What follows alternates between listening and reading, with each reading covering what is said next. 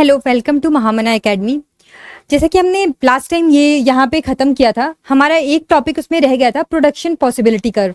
तो हम ये बहुत इंपॉर्टेंट टॉपिक है, मैं इसको अलग से ले रही हूँ, ठीक है। प्रोडक्शन पॉसिबिलिटी कर्व, यहाँ से हमारा रियल इकोनॉमिक्स स्टार्ट होता है। अब तक हम जो पढ़ रहे थे वो हम बेसिक इकोनॉमिक्स की अंडरस्टैंडिंग पढ़ रहे थे, उससे एक दो क्वेश्चन आते हैं, बट जो रियल इकोनॉमिक्स, जो रियल क्वेश्चंस आना स्टार्ट होते हैं वो यहाँ से स्टार्ट होते हैं, ठीक है। तो प्रोडक्शन पॉसिबिलिटी कर्व क्या होता है? जैसे आप इकोनॉमिक्स में एक बात याद रखना कि आप ना थोड़ा डिक्शनरी को भी माइंड में रखे चलना। कोई वर्ड हो, अगर आप उसको देख रहे हो और आप कुछ डिफाइन कर पा रहे हो उससे, तो समझ जाना कि अच्छा इसका मतलब कुछ आसपास ऐसा हो सकता है, मैक्सिमम कंडीशन में ऐसा होता है, ठीक है। तो जैसे ये प्रोडक्शन पॉसिबिलिटी कर्व, अब प्रोडक्शन क्या होता है? किसी चीज को प्रोड्यूस करना, ठीक है। पॉसिबिलिटी मतलब कि अंदाजा लगाना क्या हो सकता है या नहीं हो सकता है, और कर्व मतलब कुछ ग्राफिकल, कुछ ऐसा कुछ किसी डायग्राम के बारे में बात कर रहा है। तो मतलब प्रोडक्शन पॉसिबिलिटी कर्व क्या होता है?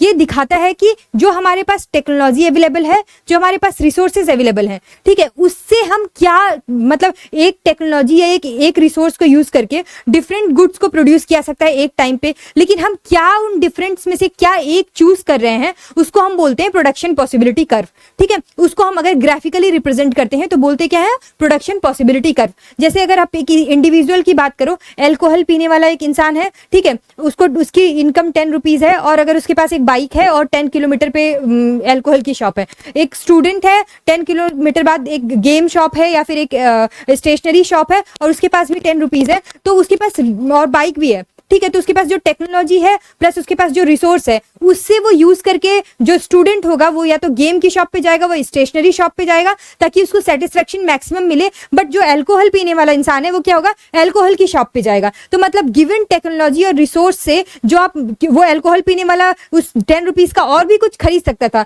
लेकिन उसने क्या किया? उसने अल्कोहल पीना चूज किया। वैसे ही जो स्टूडेंट है वो गेम या स्टेशनरी में से जो एक चीज चूज कर रहा है, उसको हम ग्राफिकली जब रिप्रेजेंट करते हैं तो उसको हम बोलते हैं प्रोडक्शन पॉसिबिलिटी कर्व, ठीक है। इसको हम पढ़ लेते हैं। The production possibility curve also known as production possibility frontier. ये बात याद रखना कि प्रोडक्शन पॉसिबिलिटी कर्व को क्वेश्चन में कई बार प्रोडक्शन पॉसिबिलिटी फ्रंटियर ही लिख देता है, क्योंकि ये भी इसका नाम है। तो आपको ये ना लगे कि अरे ये नया क्या पूछ दिया, नहीं नहीं, ये सेम है, ठीक है। तो प्रोडक्शन पॉसिबिलिटी कर्व भी इसको बोलते हैं। Is a graph that shows the maximum possible output combination of two goods that an economy can produce with its available resources and technology. एक इकोनॉमी में जो अवेलेबल रिसोर्सेज हैं, जो टेक्नोलॉजी है, उसको यूज करके वो क्या प्रोड्यूस कर सकता है, ठीक है, जिससे उसको मैक्सिमम सेटिस्फेक्शन मिले, उसको हम ग्राफिकल रिप्रेजेंट जब करते हैं तो उसको हम क्या बोलते हैं? प्रोडक्शन पॉसिबिलिटी कर्व, ठीक है। The curve is typically concave the origin due to the law of increasing opportunity cost, which states that the production of one good increases the opportunity cost of producing an additional unit of the goods also increases, ठीक है। ये अब मैंने आपको थोड़ा opportunity cost के बारे में थोड़ा सा समझा देना है। मतलब हम जब कुछ भी छोड़ते हैं ना, तो जैसे अगर दो चीज में से हम एक चीज चूज करते हैं, तो जिसको हमने छोड़ा है, जो उसकी कॉस्ट है, उसको हम बोलते हैं अपॉर्चुनिटी कॉस्ट। मैं अपॉर्चुनिटी कॉस्ट को और अच्छे से आपको बताऊंगी, लेकिन अभी के लिए आप इतना समझ लो कि जब भी हम अपॉर्चुनिटी कॉस्ट को छोड़ते हैं, और जैसे मान लीजिए कि मैंने अभी 10th में मैंने पढ़ाई करना स्टार्ट किया, मैं LKG के बच्चे को पढ़ा सकती हूँ, मैं 12th में गई, मैं 3rd, 4th, 5th के भी बच्चों को पढ़ा सकती हूँ। तो जो जैसे जैसे मेरी एजुकेशन क्वालिफिकेशन बढ़ती जाएगी, जो मेरा अपॉर्चुनिटी कास्ट है, मतलब जो मैं कर सकती थी पहले, ठीक है, वो क्या है, उसका जो वैल्यू है वो भी बढ़ता जाएगा, ठीक है। तो क्योंकि वो बढ़ता जाएगा, इसलिए जो इसका कर्व होता है वो कुछ इस तरीके का होता है, ठीक है। A shift in the PPC can occur due to the economic growth, technological advancement, or an increase in resources, allowing the economy to produce more both goods, ठीक है। अब मान लो कि मैंने आपको एक एग्जांपल देना है। अगर मान लीजिए कि आप 10th में थे, आप LKG के बच्चे को पढ़ा रहे थे, लेकिन हो सकता है कि जब हमारे पास ये YouTube नहीं था, हमारे पास टेक्नोलॉजी नहीं था, तो आपको कहीं जाके पढ़ाना पड़ता। जरूरी नहीं है कि आपको कहीं आसपास कोई पढ़ाने वाला बच्चा मिल जाता, इसलिए आप पढ़ाई या फिर पढ़ाने में से दोनों में से कोई एक चीज चूज करते। लेकिन क्योंकि टेक्नोलॉजी इतनी ज्यादा हो गई है, गवर्नमेंट आपको फ्री लैपटॉप दे रहा है, ठीक है, आपको फोन दे रहा है, तो अब आपके क्या है, आप हो सकता है कि घर पे भी बैठ के आप क्या कर सकते हो कि पढ़ा सकते हो स्टूडेंट्स को। तो आपका जो टेक्नोलॉजी की इंप्रूवमेंट की वजह से क्या हुआ, आपका जो अपॉर्चुनिटी कॉस्ट छूट रहा था उसको भी आप साथ लेके चल सकते हो। तो मतलब टेक्नोलॉजी में बदलाव आने की वजह से, रिसोर्सेज की वैल्यू में बढ़ने या घटने की वजह से जो प्रोडक्शन पॉसिबिलिटी कर्व है उसमें चेंजेस भी आते हैं। यहाँ पे प्रोडक्शन पॉसिबिलिटी कर्व आपको मैंने दिखाया हुआ है कि मान लीजिए कि ये ट्रैक्टर है, ये मतलब एक और ये एयर वाला कुछ, इसको क्या बोलते हैं मुझे पता नहीं है, लेकिन ये जो डिवाइसेस है ये पहले जब नहीं आई थी तो हाथ से यूज करके लोग करते थे, ठीक है। इससे भी एडवांस डिवाइसेस हैं। तो मतलब जिस तरीके का हम डिवाइस यूज करते हैं और जितना वो प्रोडक्शन उसका बढ़ाता है या जो उसकी सेटिस्फेक्शन वैल्यू किसी एक पर्टिकुलर चीज की टाइम टू टाइम बढ़ाता है, ठीक है, वो हम यहाँ मतलब ये अनयूटिलाइज वाला सेक्शन यहाँ दिखाते हैं और कितना यूटिलाइज होता जा रहा है वो यहाँ पे हम दिखाते हैं, ठीक है। और बस यही है, ये डाउनवर्ड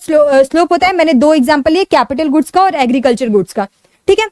नेक्स्ट हम लोग देखते हैं मार्जिनल अपॉर्चुनिटी कॉस्ट क्या होता है, ठीक है। अब देखो, जैसा कि मैंने आपको बताया कि हमारा जो अपॉर्चुनिटी कॉस्ट है वो क्या होता है कि जैसे जैसे हम एक चीज को छोड़ते हैं दूसरे पे शिफ्ट होते हैं, दूसरे को छोड़ के तीसरे पे शिफ्ट होते हैं, तीसरे से छोड़ के चौथे पे शिफ्ट होते हैं, तो हमारा जैसे मेरी जो एजुकेशन क्वालिफिकेशन है बढ़ती जा रही थी, तो जो मेरा अपॉर्चुनिटी कॉस्ट है, जैसे मैं 5 को पढ़ा रही थी, फिर मैं 7th को पढ़ा रही थी, तो जो मेरा मान लीजिए कि मैं 5 को पढ़ाने का 2000 ले रही थी, लेकिन मैं 7th को पढ़ाने का हो सकता है ना कि 3000 लूं, ठीक है। तो जो मेरी अपॉर्चुनिटी कॉस्ट है वो क्या है, बढ़ती जा रही है। तो मान लो कि मैं जब क्लास 10th में थी, ठीक है, जब मैं क्लास 10th में थी और मेरा जो पढ़ाने का कैपेसिटी था वो क्लास LKG के बच्चे को था, ठीक है, 10th को मैं LKG को पढ़ा रही थी, ठीक है। अब मैं क्लास 12th में गई तो मैंने क्लास 3 के भी बच्चे को पढ़ाना स्टार्ट किया। तो ये जो डिफरेंस है, मतलब LKG और क्लास 3 के बीच में जो प्राइस मिलेगा, मान लीजिए मुझे 1500 यहाँ पे फीस पे किया जाता और यहाँ पे मुझे 2000 पे किया जा रहा है, तो जो ये 500 का गैप है, ठीक है, उसी को बोलते हैं मार्जिनल, ठीक है, मार्जिनल अपॉर्चुनिटी कॉस्ट। मतलब कि एक एडिशन जो हुआ उसमें जो मुझे एक्स्ट्रा मिला या फिर जो कम हुआ, जितनी भी वैल्यू बढ़ेगी या कम होगी उसको हम क्या बोलेंगे, मार्जिनल अपॉर्चुनिटी कॉस्ट। आपको समझ में आ रहा है? मैं एक बार पढ़ के भी सुना देती हूँ आपको, ठीक है। Marginal opportunity cost is the cost of for giving the production of one good when the resources are allocated to the production of an additional unit of another good. मतलब हम जब एक दूसरा गुड यूज करते हैं, मतलब हम ये LKG को छोड़ के जब हम क्लास 3rd के बच्चे को पढ़ाने जा रहे थे, तो मतलब इसको हम छोड़ के दूसरे क्या गए ना, तो ये 1500 हमने जो छोड़ा और ये जो 2000 है, इसके जो बीच का गैप है उसको हम क्या बोलते हैं, मार्जिनल अपॉर्चुनिटी कॉस्ट, ठीक है। मतलब एक अब मान लीजिए कि मैं 3rd के बाद 5th को पढ़ाई, 5th के बाद मैंने 10th को पढ़ाया, 10th के बाद मैंने 12th को पढ़ाया, तो जैसे जैसे मैं बढ़ती जाऊंगी जो उसके बीच का गैप है वो क्या है, मार्जिनल अपॉर्चुनिटी कॉस्ट, ठीक है। It is calculated as the ratio of loss in output of one goods to gain in the output of another good. क्योंकि हम देखो यहाँ पे क्या होता है ना, हम अपॉर्चुनिटी कॉस्ट में अपना नुकसान मानते हैं। मतलब मैंने LKG को छोड़ के मैंने 3rd को पढ़ाया, मैं वो 1500 का अपना नुकसान, हम लोग कॉमर्स वाले हैं भाई, हम अपना नुकसान समझते हैं। हम ये नहीं सोच रहे कि हम आगे बढ़ रहे हैं, हम ये सोच अच्छा मैं तो वो पीछे छोड़ भी रही हूँ, ठीक है। Marginal opportunity cost helps in understanding the trade-offs involving the resources allocation decision and is visually represented by the slope of PPC. Steeper the slope, the higher the marginal opportunity cost. देखो ये आपके graph किसी काम का नहीं है, बस इतना जान जाओ कि मार्जिनल अपॉर्चुनिटी कॉस्ट जो होता है, किसी भी एक इंडिविजुअल का जो मार्जिनल अपॉर्चुनिटी कॉस्ट होता है वो बढ़ता जाता है, लेकिन बढ़ता जाता है जैसे जैसे वो उसकी वैल्यू बढ़ती जाएगी। मतलब मेरा डिग्री बढ़ता गया, मेरा मार्जिनल अपॉर्चुनिटी कॉस्ट भी बढ़ता जाएगा। इससे ये भी अंदाजा लगा सकते हैं, अब मान लीजिए कि मैं 10th में थी, मैंने LKG के बच्चे को पढ़ाया, मुझे 1500 मिला, तो अब मुझे थर्ड आएगा ना मोटिवेशन कि मैं क्लास 12th में जाऊं, तो फिर मैं क्लास 3 को पढ़ाऊंगी तो मेरे को 2000 मिलेगा। मतलब हम ट्रेड ऑफ भी करते हैं कि हाँ भाई, मतलब हमें अंदाजा लगता है कि हम अगर आगे बढ़ रहे हैं तो उस आगे बढ़ने के बदले मुझे क्या मिलेगा। ये हम जब भी हम अपॉर्चुनिटी कॉस्ट को कैलकुलेट करते हैं तो मार्जिनल अपॉर्चुनिटी कॉस्ट को हम जान के कि अच्छा मैं एक क्लास और आप जैसे डिसाइड कर रहे हो कि आप कॉलेज में जाओगे, फिर कॉलेज के बाद आपको अच्छी जॉब मिलेगी, तो जो आपका डिसीजन है वो क्या है, आपको पता है ना कि इसके बाद ये फायदा होता है, तो इसलिए ये कैलकुलेट करने में आपको हेल्प करता है, इसलिए भी हम मार्जिनल अपॉर्चुनिटी कॉस्ट को पढ़ते हैं। नेक्स्ट है अपॉर्चुनिटी कॉस्ट, ठीक है। अभी आपको मैंने बताया कि थोड़ा बेसिक इंफॉर्मेशन दिया था अपॉर्चुनिटी कॉस्ट के बारे में, लेकिन अभी मैं आपको बताती हूँ कि अपॉर्चुनिटी कॉस्ट एक्चुअली क्या होता है, ठीक है। अगेन जब भी हम इकोनॉमिक्स में, हम कॉमर्स में, हम लोग थोड़े लालची लोग होते हैं, ठीक है, आप समझ जाओ, हम अपना फायदा पहले सोचते हैं। तो अपॉर्चुनिटी कॉस्ट हम किसको मान के चलते हैं कि मान लीजिए कि मैंने चूज किया, ठीक है, LKG के बच्चे को पढ़ाने को छोड़ के मैंने चूज किया कि मैं क्लास 10th में अपना एजुकेशन कंटिन्यू करूं।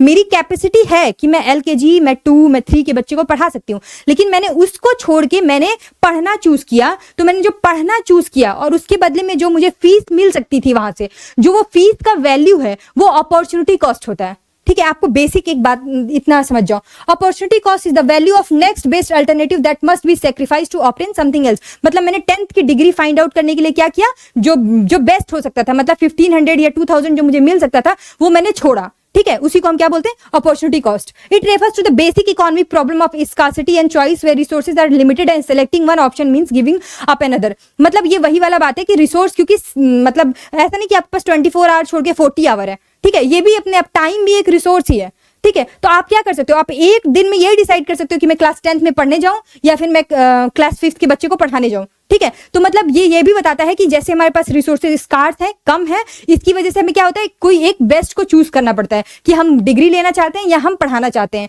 ठीक है, opportunity cost applies the various economic decisions including consumer choices, business investment and government policy making. For example, the opportunity cost of a student attending college is the income they could have earned by the working instead. मतलब और opportunity cost हम सबके लिए useful होता है, उतना ही useful होता है बिजनेसमैन के लिए भी। क्योंकि अगर मान लीजिए कि मैंने डिसाइड किया कि मेरा एक शॉप है, ठीक है, मैं अब उस शॉप को बढ़ा के दूसरी जगह एक और अपना उसी का बी ब्रांच खोलना चाहती हूँ, तो मुझे थोड़ा, अभी मैं यहाँ पे ए शॉप पे था तो मेरा क्या था, मैं अपना पूरा जो मेरा मैन मेड एनर्जी था मैं क्या कर रही थी, यहाँ पे प्रॉपर यूज कर रही थी। लेकिन अगर मैं जब बी शॉप भी खोलूंगी तो मुझे एक और एनर्जी हायर करना पड़ेगा ना। बट जो यहाँ पे मैं काम कर रही थी उसके बदले जो मेरा पैसा बच रहा था या जो मेरी सैलरी थी वो मेरा अपॉर्चुनिटी कॉस्ट है। लेकिन मुझे ये डिसाइड करने में कि मतलब मुझे पता ही नहीं है कि मैं यहाँ से शिफ्ट करूंगी वहां पे तो क्या वैल्यू का लॉस होगा मुझे, तो मैं कैसे हायर करूंगी किसी नए पर्सन को। मतलब मैं यहाँ पे काम कर रही थी तो मेरा क्या वैल्यू था, मुझे कितने पैसे मिलने चाहिए थे, ये मुझे तभी पता चलेगा ना जब मैं यहाँ पे छोड़ के कहीं और जाऊंगी और वहां पे किसी और को हायर करूंगी। तो मतलब इस तरीके के जो डिसीजंस लिए जाते हैं बिजनेसमैन के द्वारा, वो ये अपॉर्चुनिटी कॉस्ट को पढ़ के लिए जाते हैं। स्टूडेंट्स, हम लोग अपना एग्जाम्पल लें तो अगेन या तो हम पढ़ा सकते हैं या तो हम पढ़ सकते हैं। लेकिन अगर हम पढ़ाने को साइड करके अगर हम पढ़ने को चूज करते हैं तो जो हम पढ़ाने से जो हमें फीस मिल सकती थी और हम पढ़ने में जो टाइम यूज कर रहे हैं उसको जो हमारा नुकसान हो रहा है उसको हम बोलते हैं अपॉर्चुनिटी कॉस्ट। आई थिंक आपको सब समझ में आ गया होगा। इतना ही है प्रोडक्शन पॉसिबिलिटी कर्व। इससे आपकी एग्जाम में एमसीक्यूज में क्वेश्चन बनते हैं, तो इसको प्लीज आप ध्यान से देख लीजिएगा। थैंक यू सो मच सुनने के लिए। आप प्लीज लाइक शेयर सब्सक्राइब करिएगा चैनल को। Thank you.